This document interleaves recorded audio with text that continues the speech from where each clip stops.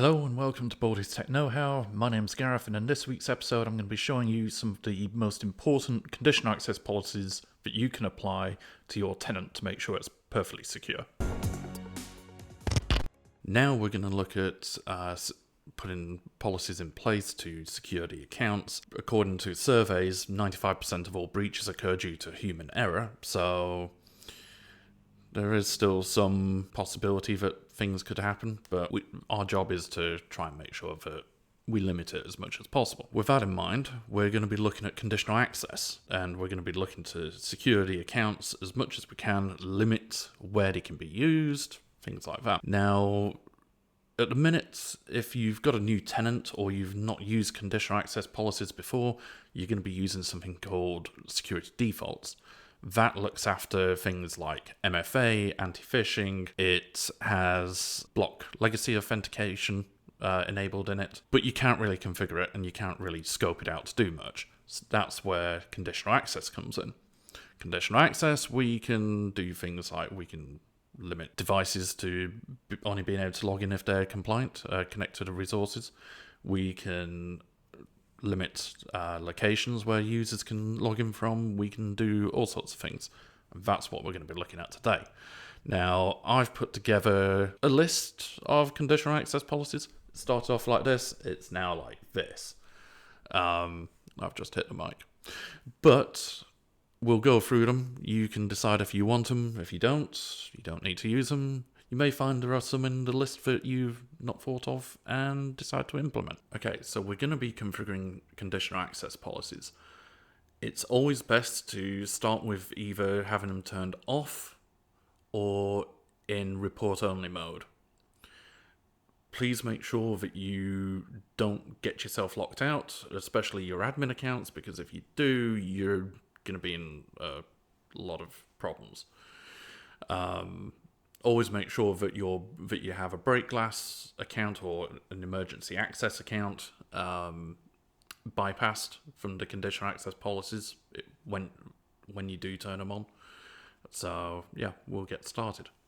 So here we are. We're in the tenant, and we are going to go down to protection, and then conditional access policies. Then we're going to go to policies. And as you can see, I've got a list. So we will be looking at the first one. Well, to start with, if you want to set up a conditional access policy yourself, you've got two options. You can either go with new policy, and that lets you set one up from scratch. And you put your name in, etc. When you're done, you click create. The other option is new policy from template. Now, Microsoft have configured a number of these for you to just go in and use yourself. A lot of the configuration is already done. So if we go to all and then show more, you can see all the different policies. So, for example, if we take require multifactor authentication for admins, you can either download the JSON file, or in this case, we are going to go to View, and this will show you what is configured. So it will basically apply to any account except for the one that you're currently logged in with. It will exclude that user, but we can change that. And it will apply to all admin, to all cloud apps. And it will require multi-factor authentication. So, yeah, this is one you're definitely going to want to have configured.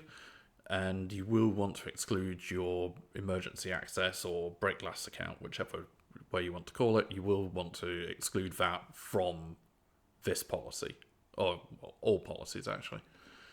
That's the whole point of it.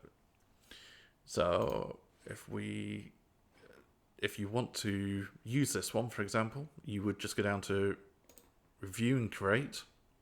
You can change the name for it. You can set it to off. You can immediately put it on if you want. if you're happy to do so. Or you can put it into report only mode. I would suggest report only or off. Either one of those. While we are doing this, I have mentioned that we're using security defaults. I'll show you what will happen if you try to turn one on that I've already got configured. So once you're happy with the name, click create. And if we scroll down, it's down at the bottom there. So yeah, it's really that easy using the pre-configured ones. So as I've said, we are using security defaults at the minute. If you want to check if your tenant's using security defaults, you've got two different ways of doing it. So we can either go to Overview, and then Properties, and here you'll see security defaults, and it will say your organization is protected by security defaults. Pretty straightforward. In Conditional Access, if you go back into one of the policies that I've created, so we'll use number 1 as the example, because we're going to talk about that, you'll see that it will actually have a prompt at the bottom, and it will say, it looks like you're about to manage the organization's security configuration. That's great. You must disable security defaults before enabling the policy. So you can go in, you can configure all the policies you want, you can have them set to off or report only, and when you're ready, disable the security defaults. Okay, so rule number 1 we're starting with, and it's require multi-factor authentication for admins. So I've already shown you this in the template one, but it's set for directory roles, and it's got 14 roles selected. You can go in and you can add more roles if you want, or you can remove them. It's up to you. Microsoft do have these particular roles selected, so at least leave them in, I would say. Exclusions, it's just got my admin account. It's set for all cloud apps. None are excluded. And for access control, it's just got require multi-factor authentication and set to grant. And that's it for rule number 1.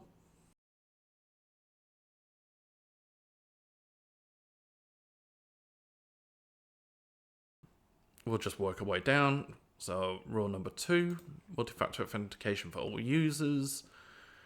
Very similar to the admin one. The only difference is this is for all users. Now, in the exclude, I have got a compliance bypass group, and I have an admin account in there that is a break glass account should anything happen.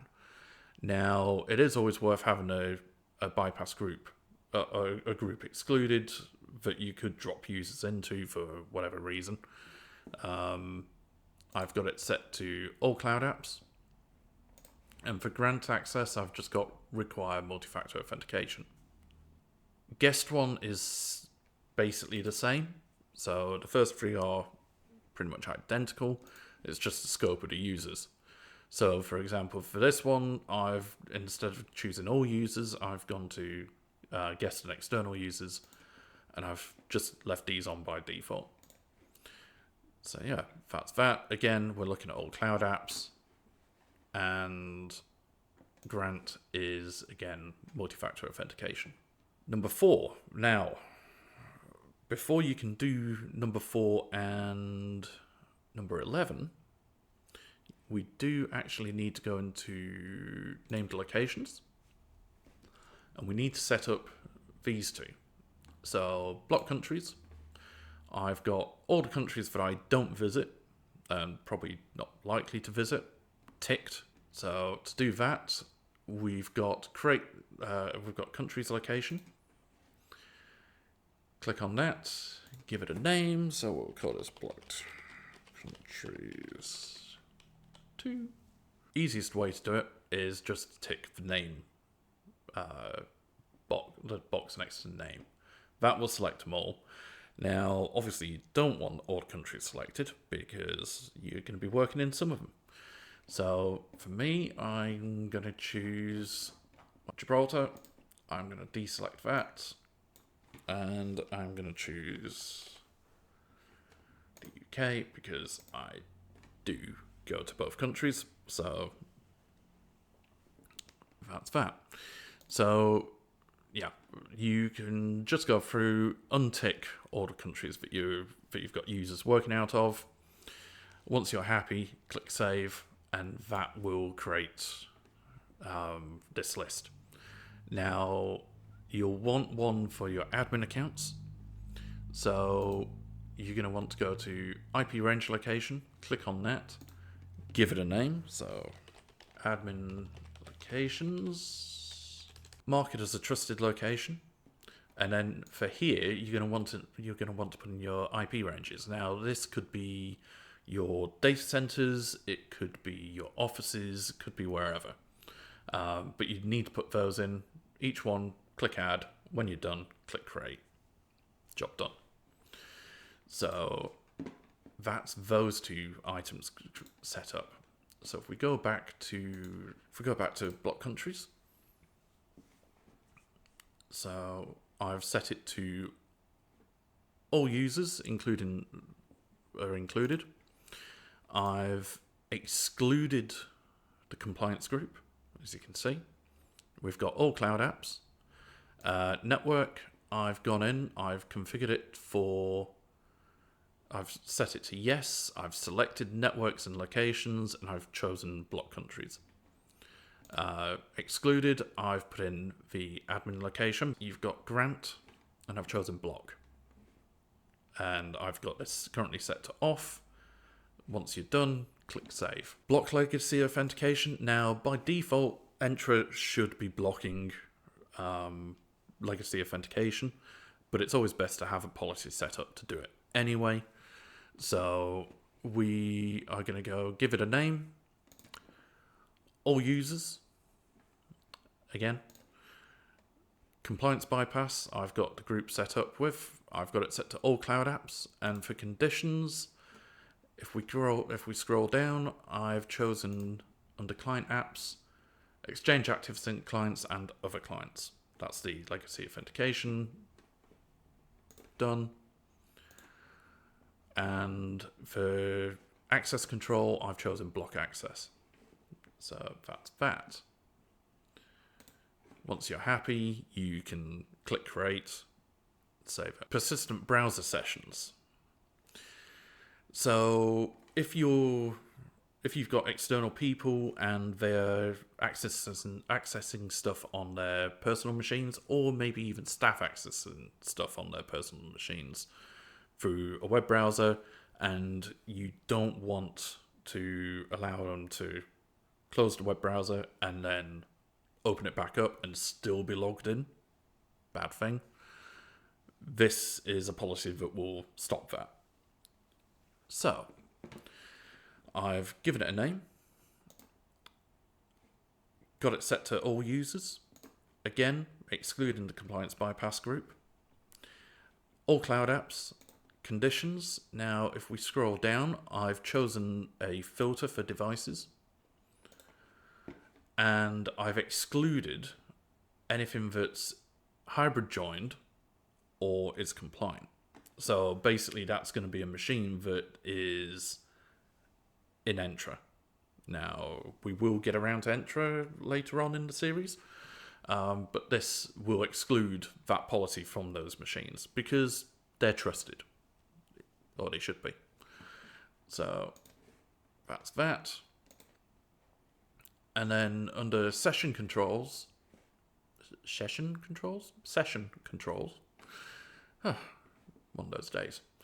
I've gone for sign-in frequency. I've told it every time. And persistent browser session, I've told it never persistent. And then I've currently got it set to off. You don't need to put anything in the grant, and click save. The next two, 7 and 8, require Entra ID P2 licenses. Now, if you've only got P1, if we go in here and go down to conditions, if you've only got the Entra ID P1 or the free Entra ID, you won't see user risk sign-in risk or insider risk. They are Entra P2 licenses, and as I'm using a Microsoft E5 license, I have the Entra ID P2. So that's why I'm seeing it. So just to give you a heads up. So, require multi-factor authentication for risky sign-in users. So Entra at some point may determine that an account is a high risk when signing in. So it will force as a security measure, you can configure the conditional access policy to force the user to do certain things. Now, sign in and a risky user are treated slightly differently. So I'll show you. So I've got this set to all users. I've again excluded my conditional my compliance bypass group. We have it set to all cloud apps. I've got conditions is set to sign-in risk. And I've got this set to medium and high. Now, this is completely up to you if you want to go with medium and high as well, or if you'd prefer to just use high. If you go with medium and high, you may upset some users. So it's up to you. For me, because it's just me, I've got it currently set to high and medium. You can also tie these into compliance, device compliance policies as well, later down the line, once we get Intune up and running. So that's also a possibility. So I've got that set to medium and high. For grant, I've got allow access with multi-factor authentication, and that's it for that. For session, I've got sign-in frequency every time. So it will check the account every time it signs in. That's that. Once you're happy, set it to report only or off. Click save. You're done. The next one, high risk users. Very similar to the sign-in risk. This one is determined a different way. All users are included, and I've excluded my group. All cloud apps. Condition, I've got set to user risk. And for this one, I've got it set to high. You could also set that to medium as well if you wanted, but it's up to you. For access control, I've got it set to grant if multi-factor authentication and password change is set. The password change, you can decide if you want it as well, but that is what Microsoft recommend. For sessions, sign-in frequency, I've got it set to every time. Once you're happy, choose how you want the policy enabled. Click save. Now, block authentication transfer. Now, this is one Microsoft recommend. It's not one I've seen a lot of people recommend in other videos, so yeah. Again, all users, I'm excluding the group. We're doing all cloud apps. For conditions, I've got it set to, if we scroll down to the bottom, authentication flows. I've currently got this set for authentication transfer. Now, authentication transfer, basically if you've got a QR code in Outlook and the user wants to transfer the authentication to their mobile device and they scan it, that's what authentication transfer basically is.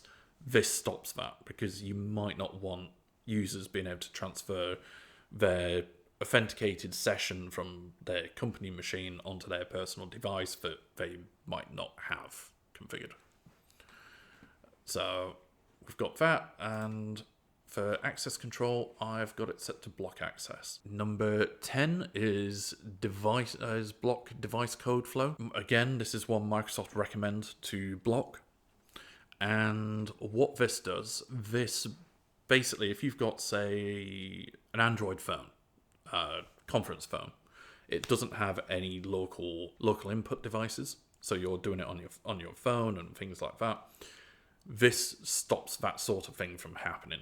They do say if you're using things like Android conference phones, or another one would be like Teams phone, things like that, they do recommend to actually exclude those accounts from, or those devices from, this policy. So that is something to bear in mind. You could also run an audit and see what, if any devices are actually using code flow or device code flow, and see if this one's a required one. It is something that Microsoft do recommend. So to do this one, I've got it set to all users, and I'm excluding my bypass group. Target is all cloud apps. Conditions is the same, so authentication flows and device code flow.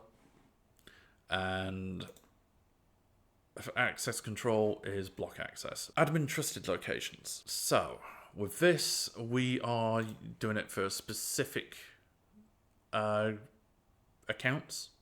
So you would probably go with directory roles and fill them in, but for me, because I've just got this one particular admin account that I'm going to do, I've put my admin account in there. I have got the break glass account excluded in there, so that's fine. All cloud apps. Now for network, I'm choosing include all network or locations, and I'm excluding the trusted admin locations. Under grant, I've just got block access. That's it. App protection policy. So you've got all users, and I'm excluding my group, my bypass group. All cloud apps. Conditions. I've got Android and iOS selected. I don't know anyone who's still using a Windows phone. I don't even know if Windows phones still exist. I know I've not owned one for maybe 17 years. And that was a brick. Client apps. I have chosen browser and mobile apps and desktop apps. And then under grant, we have require app protection policy. That's it. Report only or off, and then click save. Device compliance. And we have all users. I'm excluding my group. All cloud apps. Conditions, I have 2 selected. So under device platforms, I've got Android, iOS, Windows, and Mac. You could also include Linux, I suppose, if you want, if you're using Linux, but I'm not. Client apps, I've got browser, mobile apps, and desktop apps selected. And then under grant, I've got required device to be marked as compliant. And this will get enabled once Intune's up and running and devices are in there. Block personal computers. So if you don't want people accessing stuff over their personal devices, this is going to be a good way of blocking it. So we've got all users. I've got exclude is my bypass group. I've got all cloud apps. Conditions, I've got device platforms.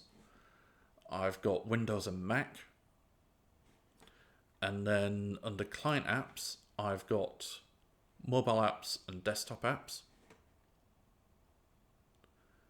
And I suppose we'd probably want browser as well. For exclude, so under filtered devices, I've actually put an exclusion in for entra joined and hybrid joined devices, because if they're in entra, this won't affect it.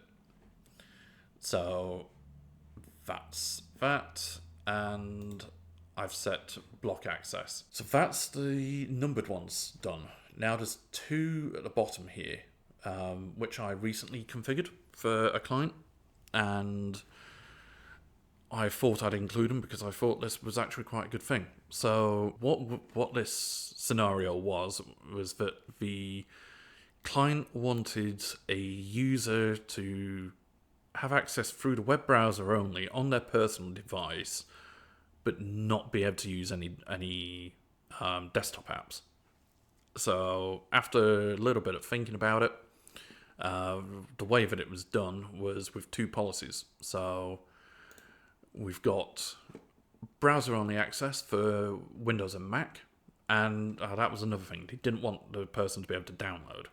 So we've got it set for specific users. So I've created a little group and added that. I've not excluded the bypass. All cloud apps. Under conditions, I've got device platforms and I've got Windows and Mac selected.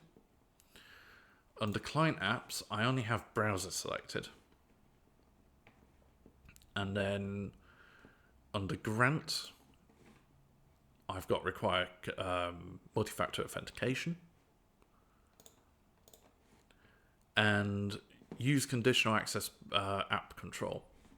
So I've got that ticked, and I've got block downloads. Now it is in preview. It does work. We tested it and it worked. What it actually does, it downloads the file, but it's actually a text file that it downloads, and it has the name and the time of when the download happened, and it drops it into the downloads folder. So that's that. And then the other one, what we found was that just doing that, the user was still able to access desktop apps. So I went in, set up another policy. So same group, all cloud apps. Under conditions, I've gone and set Windows and Macs. For client apps, I've chosen the legacy authentication ones just because. And I've also done mobile apps and desktop clients. I've configured that as well. And then I've gone to access controls and hit block access. And that's it. Click select and then click save once you're happy with the policy. And that's it. If the user is already logged into, say, an Office app, you've got to sign them out. And then when they try to sign back in, they'll get the conditional access window pop up saying you've signed in successfully, but you don't meet the requirements to be able to go any further. Contact your administrator. And that's that.